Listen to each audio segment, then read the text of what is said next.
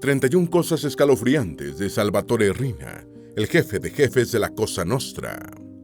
El hijo de Salvatore, Totò Riina, tenía 17 años cuando su padre le ordenó estrangular a un empresario que mantenía secuestrado, un asesinato que marcaría la entrada formal del adolescente en la Cosa Nostra. Fue solo un ejemplo del reino de terror que Riina, fallecido a los 87 años en la unidad penitenciaria del Hospital Maggiore de Parma, el 17 de noviembre del 2017, infligió a Italia durante casi 4 décadas como jefe de jefes de la mafia siciliana. Apodado la Bestia por su crueldad, Riina fue un criminal implacable que no solo mató a sus rivales del mundo del crimen, en una escala sin precedentes, en los años 1980-1990, sino que también atacó a periodistas, policías, fiscales y jueces que intentaron interponerse en su camino. A sus espaldas era llamado el Retaco y el Corto, apodados peyorativos que nadie en su sano juicio utilizaba en su presencia. Los investigadores estiman que más de 1000 personas murieron a manos de Riina durante una guerra a comienzos de los años 1980, de la que emergió como jefe máximo de la Cosa Nostra. ¿Quién fue Totò Riina? ¿Cómo se convirtió a sangre y fuego en el líder máximo de la mafia siciliana? ¿Quiénes fueron sus principales víctimas? ¿Cómo fue la operación que condujo a su captura? ¿Cuáles fueron las principales circunstancias de su larga prisión y de su muerte? Conozcamos en este video todo sobre Totò Riina, el criminal que marcó uno de los periodos más violentos y oscuros de Italia hace solo unas pocas décadas.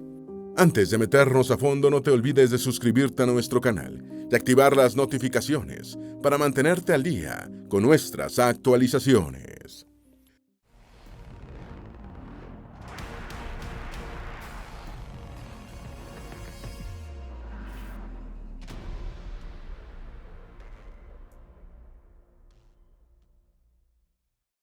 Número 1. Su padre y su hermano murieron en la explosión de una bomba.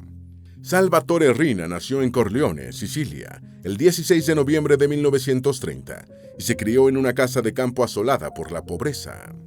En septiembre de 1943, su padre, Giovanni Riina, encontró una bomba estadounidense sin detonar e intentó abrirla para vender la pólvora y el metal.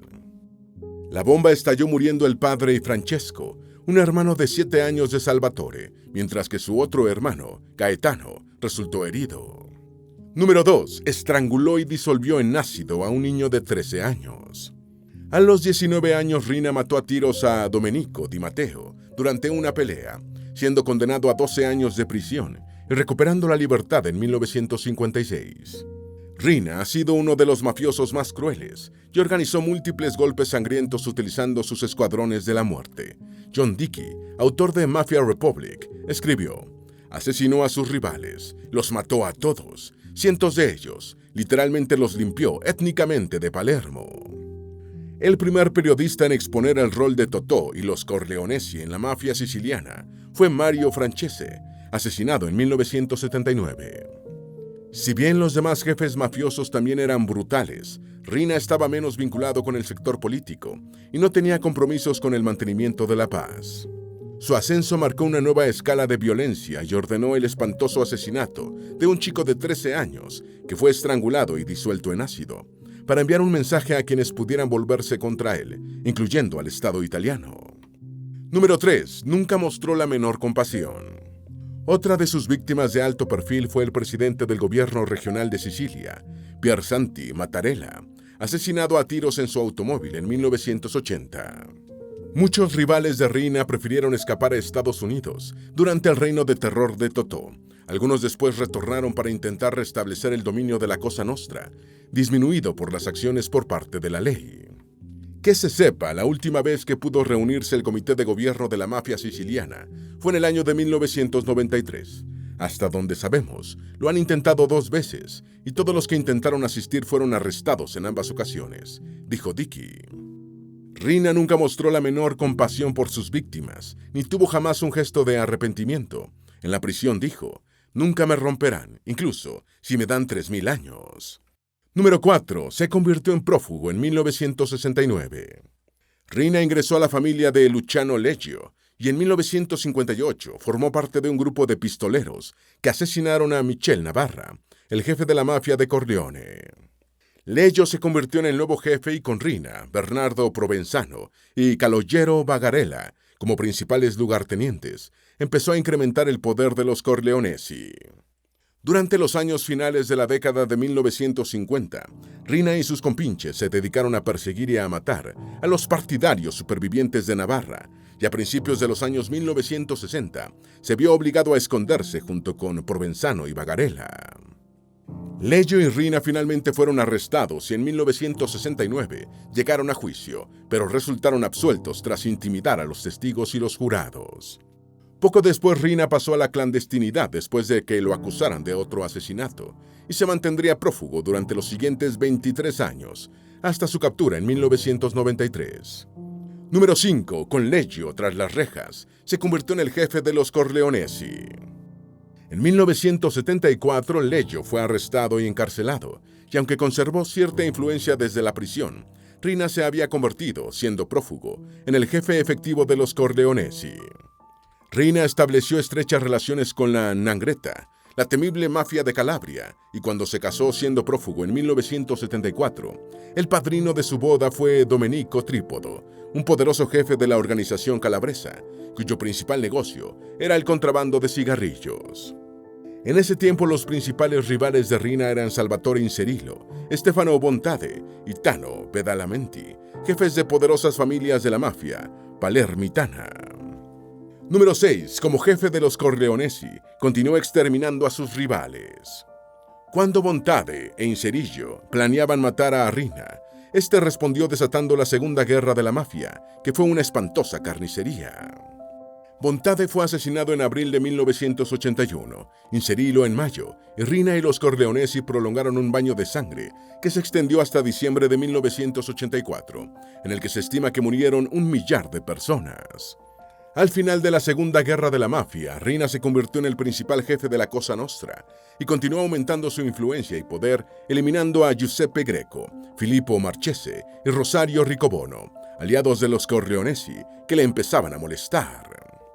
Tommaso Buscetta, después uno de los primeros informantes sobre las actividades de la mafia, había olido la guerra que se estaba gestando en Sicilia y escapó a Brasil en enero de 1981. Número 7. Un criminal de alto perfil. Mientras que sus predecesores en la jefatura de la mafia habían mantenido un perfil bajo, lo que llevó a que la misma existencia de la organización fuera puesta en duda, Rina se dedicó a matar a diestra y siniestra, incluyendo a rivales, asociados y miembros de las fuerzas de la ley, en un intento por aterrorizar a adversarios y autoridades. Pío La Torre, jefe del Partido Comunista en Sicilia, impulsó una ley para perseguir a la mafia y confiscar sus activos, pero fue asesinado en abril de 1982. En mayo de 1982, el general de los carabineros, Carlo Alberto Dalla Chiesa, llegó a Sicilia con la orden de aniquilar a la mafia, pero 3 meses después fue asesinado en el centro de Palermo por orden de Rina, junto con su esposa, su guardaespaldas y su chofer. Número 8. Mató a 2 hijos, un hermano, un yerno, un cuñado y 4 sobrinos de Tommaso Buscetta. En septiembre de 1982, 2 hijos de Tommaso Buscetta desaparecieron para no ser encontrados jamás, en una típica operación de Lupara Bianca, de la mafia, y el mafioso huido a Brasil se decidió a colaborar con las autoridades italianas. A la muerte de sus 2 hijos, siguieron los asesinatos de otros 7 miembros de su familia, un hermano, un yerno, un cuñado y 4 sobrinos, y Buscetta fue arrestado en Sao Paulo y extraditado a Italia para comenzar su vida como informante. Número 9. Las informaciones de Buscetta sirvieron para poner tras las rejas a más de 300 mafiosos. Buscetta fue el primer miembro de alto perfil de la mafia en convertirse en informante de las autoridades y reveló que la Cosa Nostra era una organización única, dirigida por una comisión o cúpula, por lo que ese nivel superior podía ser responsabilizado por todos los crímenes. El informante ayudó a los jueces Giovanni Falcone y a Paolo Borsellino a lograr un éxito sin precedentes en las actividades de persecución y castigo del crimen organizado, que llevaron a poner bajo acusación a 475 miembros de la mafia y a conseguir 338 condenas en el maxi juicio del periodo de 1986 a 1992. Número 10. Ordenó la masacre de Navidad. En un esfuerzo desesperado y demencial por desviar a las autoridades de las revelaciones de Buscetta, El 23 de diciembre de 1984, Rina ordenó una atrocidad similar a las cometidas por las organizaciones que utilizan el terror como recurso político, cuando mató a 17 personas y produjo 267 heridos en un atentado con bomba del tren 904 en un túnel de los Apeninos. Esta acción pasó a ser conocida como la Masacre de Navidad y en principio fue atribuida a extremistas políticos. Solo años después se descubrió que había sido una operación de la mafia, cuando la policía italiana encontró casualmente explosivos del mismo tipo mientras registraba el escondite del mafioso Giuseppe Calò. Número 11. Ordenó el asesinato de Salvatore Lima. Rina fue condenado a 2 cadenas perpetuas en rebeldía durante el maxi juicio, pero tenía puestas sus esperanzas en los largos procesos de apelación que al final dejaban en libertad a los jefes criminales, sobornos e intimidaciones de por medio, y ordenó paralizar los asesinatos. Sin embargo, en enero de 1992, las condenas fueron confirmadas en el Tribunal Supremo de Casación, y la bestia reaccionó asesinando al antiguo alcalde de Palermo y miembro del Parlamento Europeo, Salvatore Lima, aliado del primer ministro Giulio Andreotti. El padre de Lima era miembro de la mafia y se cree que su hijo, considerado una especie de procónsul de Andreotti en Sicilia, también lo era. Salvatore Lima fue asesinado a tiros el 12 de marzo de 1992, cuando un hombre en una motocicleta detuvo su vehículo a balazos y luego lo acribilló. Número 12. Ordenó los asesinatos de Giovanni Falcone y Paolo Borsellino. El 23 de mayo de 1992, el juez Falcone, su esposa Francesca Morbillo y 3 agentes de policía murieron en la autopista A29, en las afueras de Palermo, con una bomba de más de 1.000 kilos de explosivos. El 19 de julio de 1992, Paolo Borsellino y 5 agentes policiales murieron mediante un coche bomba, cuando el magistrado se encontraba en la entrada del bloque de apartamentos en el que vivía su madre. Ambos ataques fueron ordenados por Rina y el público italiano estaba indignado, tanto con los criminales como con el gobierno italiano. La bestia recibió otras 2 cadenas perpetuas por los crímenes de Falcone y Borsellino. Número 13. Planeó matar a Rudy Giuliani, futuro alcalde de la ciudad de Nueva York. Rudolph Rudy Giuliani, quien fue alcalde de Nueva York entre 1994 y 2001, y fiscal federal para el Distrito Sur de Nueva York durante los años 1980, había dirigido el procesamiento de los jefes de la mafia neoyorquina. Rosario Naimo, uno de los mafiosos que traicionó a su organización, convirtiéndose en informante de las autoridades, reveló que la mafia italiana conspiró para matar al fiscal Giuliani y que la orden de asesinato fue impartida por Rina.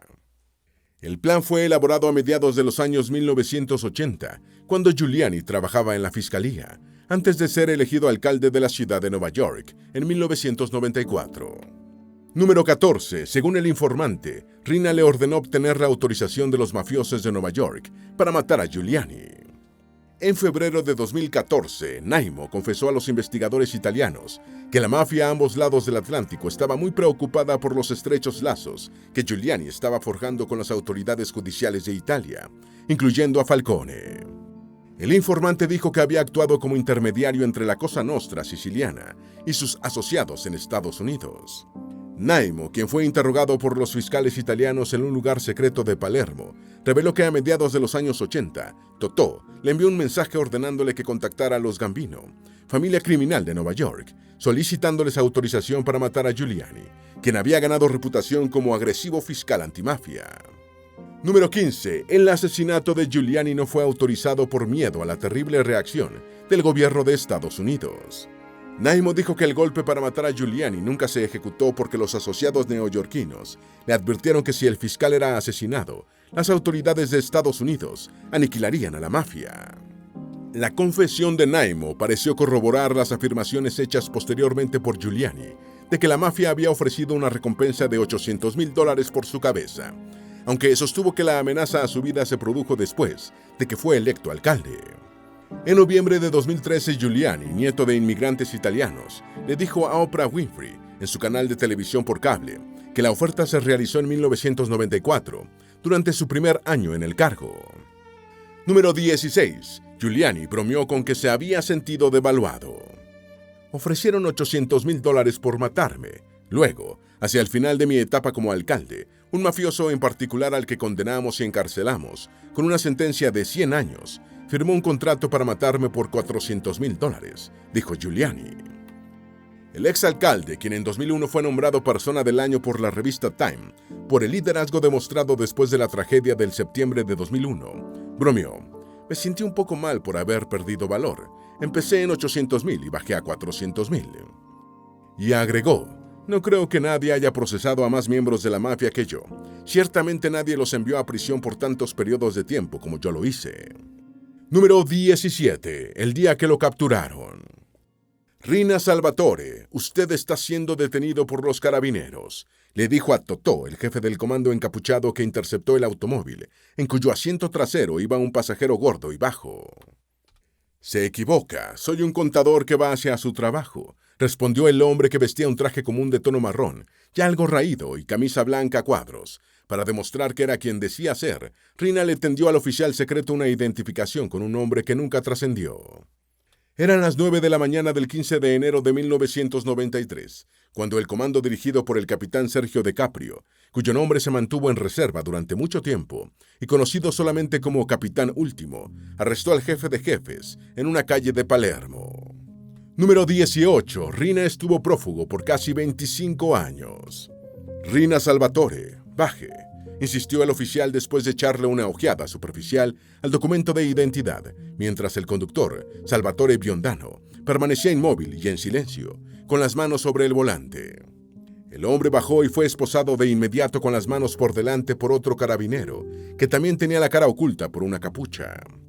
Rina había estado prófugo por casi un cuarto de siglo, siempre eludiendo el brazo de la justicia, gracias a una combinación de sobornos y amenazas en las que estuvieron involucrados policías, fiscales, jueces y políticos.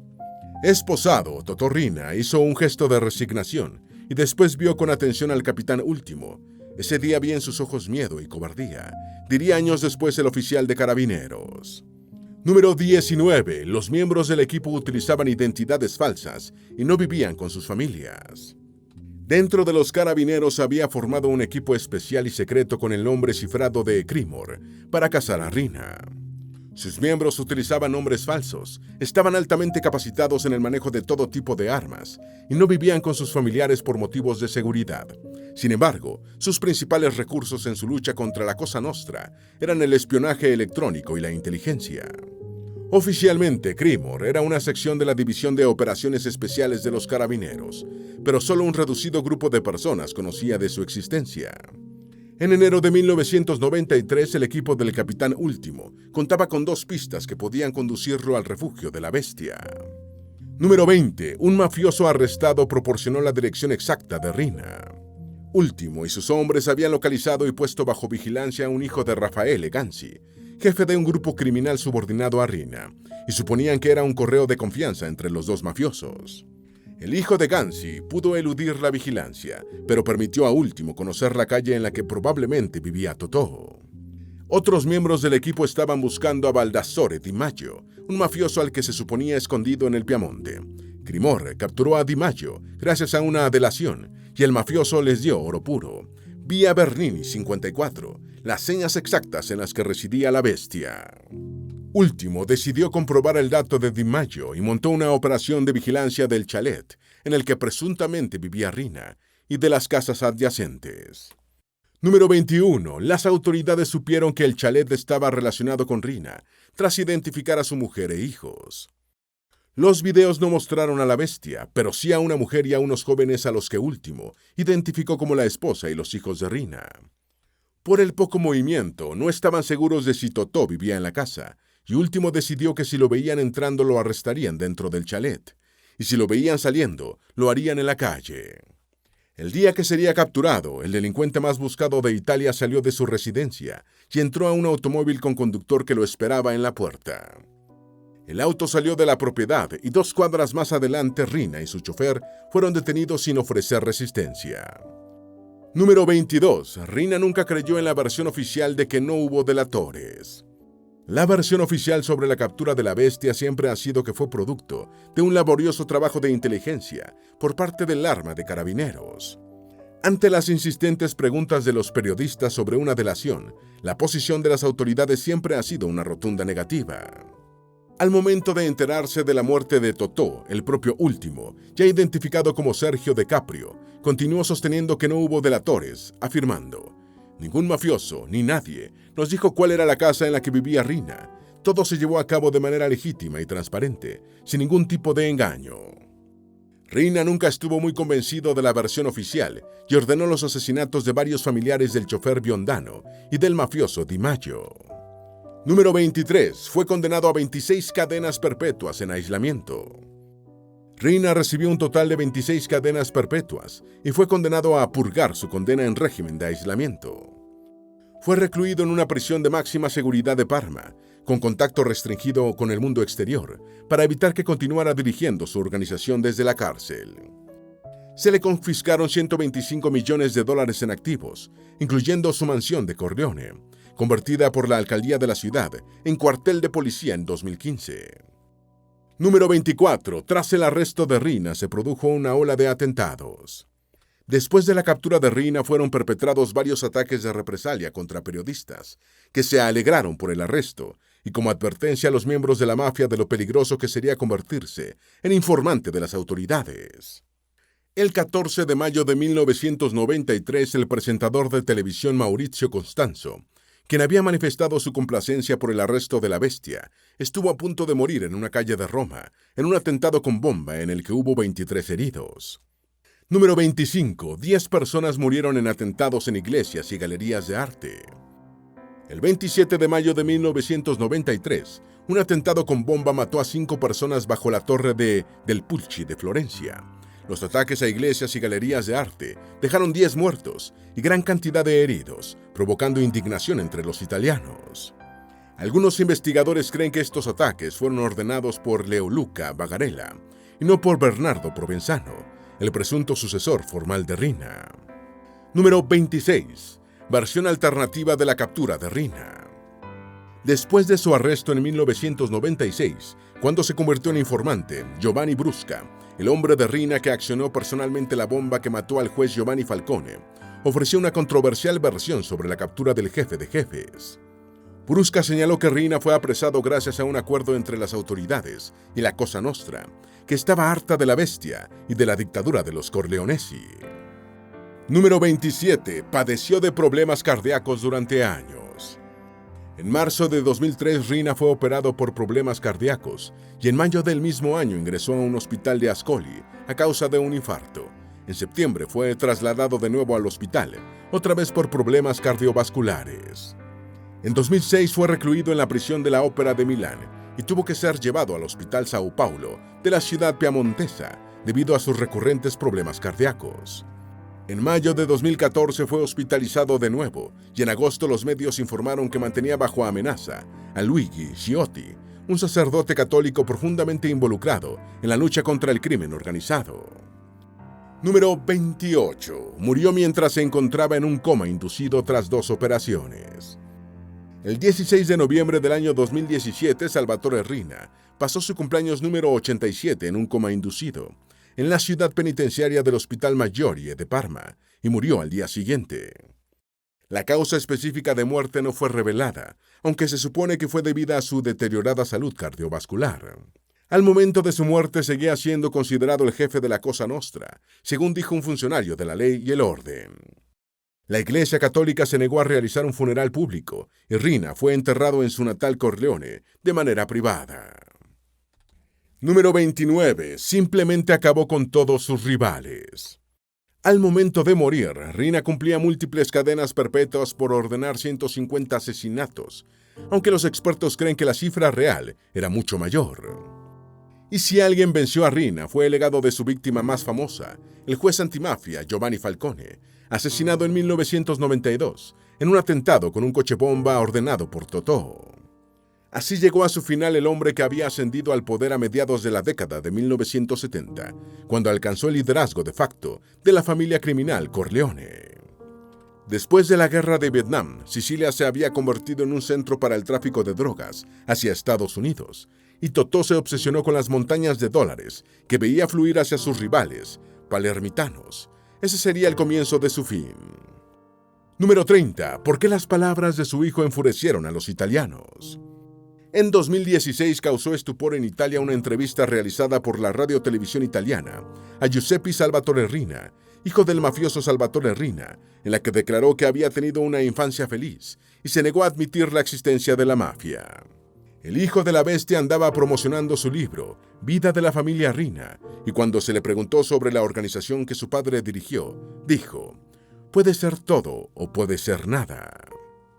Varios políticos italianos protestaron por la emisión y altos cargos de la RAI fueron citados a declarar ante el Comité Antimafia del Parlamento. No me importa si las manos de Riina acariciaron a sus hijos, son las mismas manos cubiertas de sangre de inocentes, escribió en su cuenta de Facebook Pietro Grasso, exfiscal jefe antimafia de Italia y presidente del Senado. Con anterioridad, el hijo de Riina había sido condenado a casi 9 años de prisión por pertenecer a la Cosa Nostra y se encontraba en libertad condicional. Número 31. Las librerías italianas se negaron a vender el libro del hijo de la bestia. Librerías de toda Italia se negaron a vender el libro Vida de la familia Riina, publicado en 2016 por Giuseppe Riina, el hijo del mafioso muerto en prisión mientras purgaba varias cadenas perpetuas. En Catania, Sicilia, Angela Sciacca fue la primera en negarse, colocando en su negocio un mensaje con el texto: en esta librería no se solicita ni se vende el libro de Salvatore Riina.